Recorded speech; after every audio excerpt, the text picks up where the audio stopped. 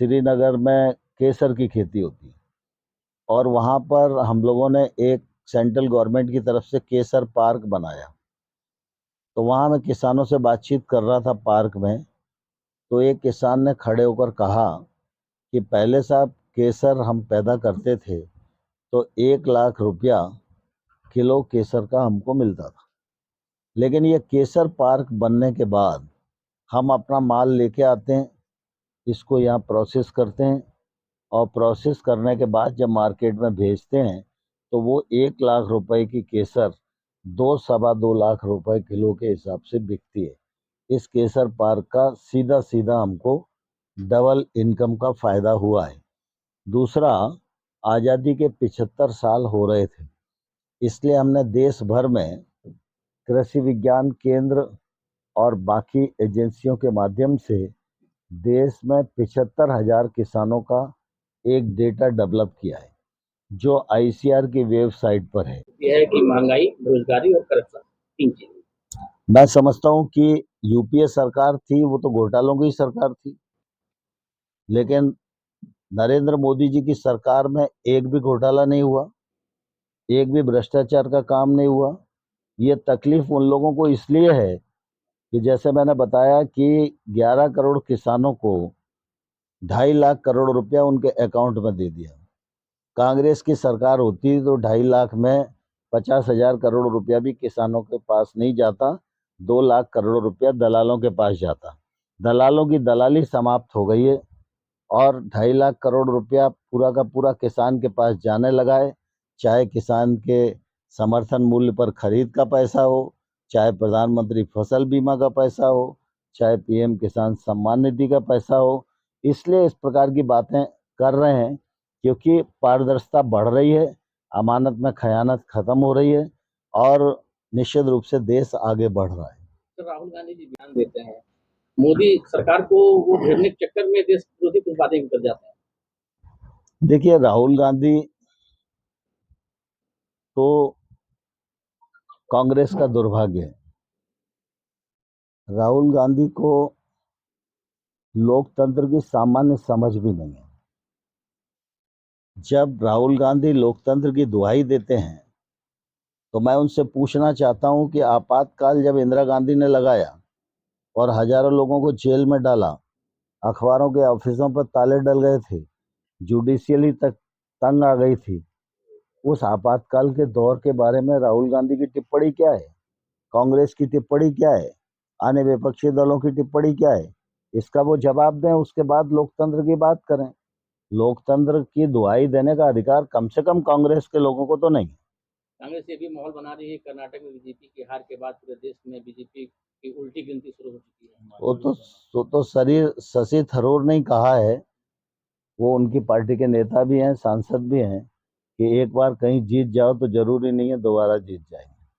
तो पटना में जिस तरह से विपक्षी दलों की एक बड़ी सभा होने वाली है 23 तारीख को, उस पर क्या? ये दरअसल क्या है कि विपक्षी दल आइसोलेट हो गए हैं, इनके पास कहने के लिए कुछ है नहीं, क्षुद्र और संकीर्ण राजनीति कर रहे हैं। इसके कारण इकट्ठा होकर कुछ अखबार में स्थान प्राप्त कर लें, इसका यही प्रयत्न है। मैं आपसे पूछना चाहता हूं कि तमिलनाडु का मुख्यमंत्री विपक्षी एकता में शामिल है, उत्तर प्रदेश में आएगा, कौन उसके कहने से वोट देने वाला है? पश्चिम बंगाल का मुख्यमंत्री उत्तर प्रदेश में आएगा, कोई उसके कहने से वोट देने वाला है क्या? तो जब वोट है नहीं और खुद की हैसियत है नहीं, खुद कुछ ऐसा करने की स्थिति में नहीं है जिसमें देश के विकास में आपका योगदान जुड़े, सिर्फ क्षुद्र स्वार्थों के लिए जनता को गुमराह करने का यह असफल प्रयत्न है और ये भी चुनाव तक रह नहीं पाएगा। यूपी में और अखिलेश यादव भी 80 सीट जीतने की बात कर रहे हैं।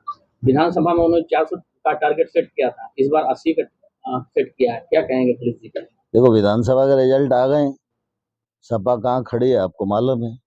अब लोकसभा के रिजल्ट का इंतजार करिए, सपा कहाँ रहेगी ये सपा वो समय तय करेगा।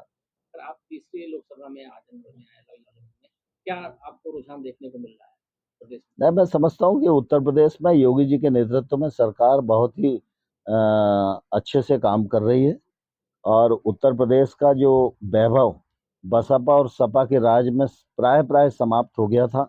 उत्तर प्रदेश दुरावस्था के दौर में चला गया था। उत्तर प्रदेश में अविकास की स्थिति थी। उत्तर प्रदेश में जन कल्याण के नाते अगर हम देखें तो पीडीएस तक मिलता नहीं था। किसानों के उत्पादन के लिए खरीद केंद्र तक खोले नहीं जाते थे।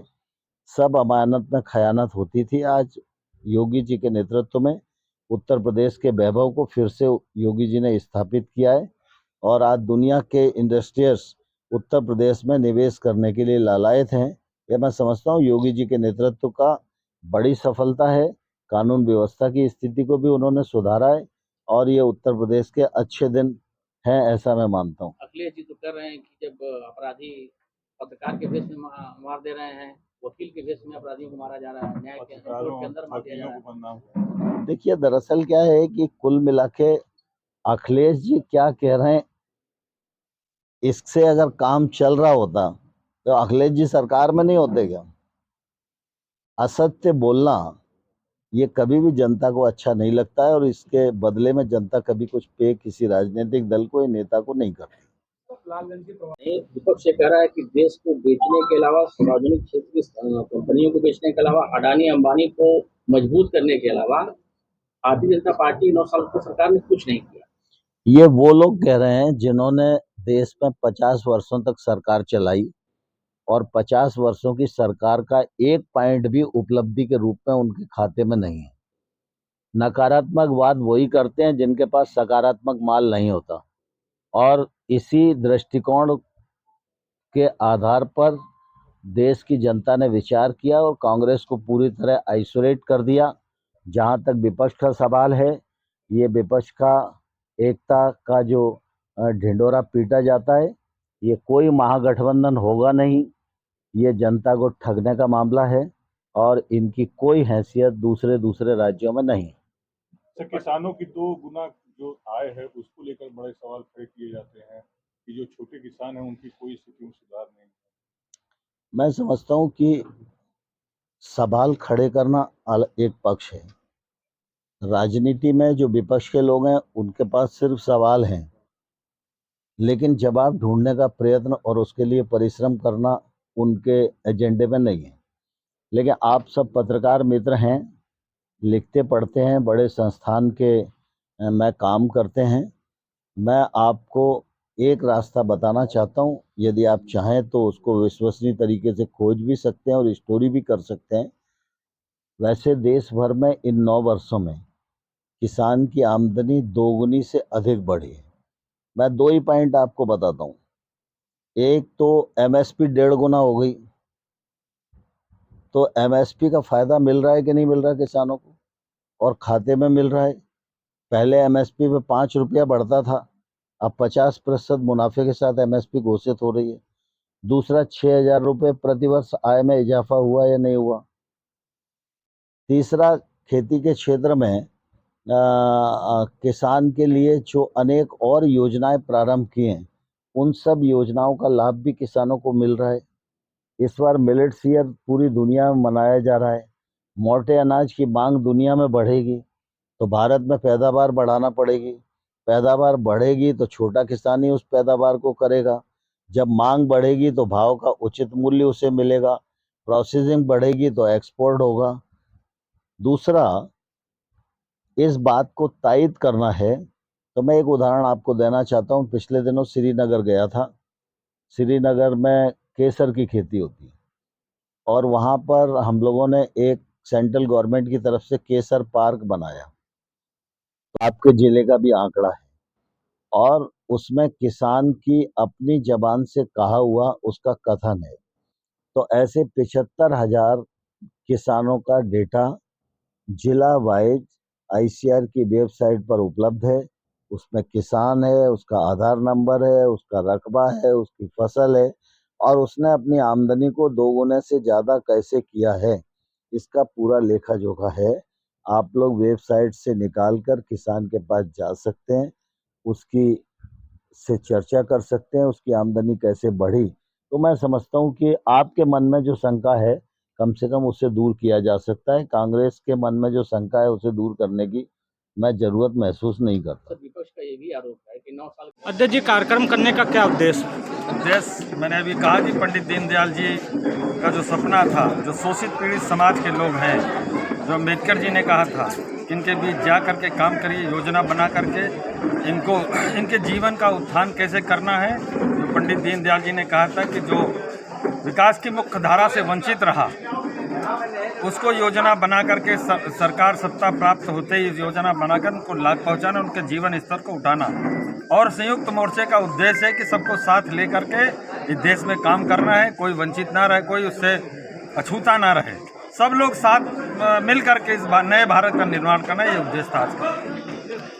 ठीक। 24 में आप लोग जीत सुनिश्चित मान रहे हैं जिस तरह से इतनी पहले से अधिक सीटें लेकर मोदी जी प्रधानमंत्री बनेंगे, मैं इतना कह सकता हूँ। ठीक है, धन्यवाद सर। लोकसभा है क्या एक मुद्दा है किसानों से जुड़ा हुआ है और सरकार का बड़ा मुद्दा है एयरपोर्ट का। 250 दिन लगभग हो गए और कुछ किसान हैं, उनकी समस्याएं सरकार ने या सुनी नहीं या सुलझा नहीं पाई, या सरकार यहाँ फेल है, क्या है सर? ये देखिए, मुझे एयरपोर्ट की भूमि का जो विषय है उस मामले में अद्यतन नहीं हूँ, और लेकिन मैं ये मानता हूँ कि कुल मिला के सरकार जब किसी भी प्रोजेक्ट के लिए जनता की सुविधा के लिए जमीन का अधिग्रहण करती है तो उसके लिए नियम साफ बने हुए हैं। उन नियमों के अंतर्गत ही सरकार को मूव करना पड़ता है। उन नियमों में न तो रद्दोबदल कर सकती है और ना ही किसी किसान का हक मार सकती है। कोई व्यवधान होगा तो मैं जरूर संबंधित लोगों से बात करूंगा।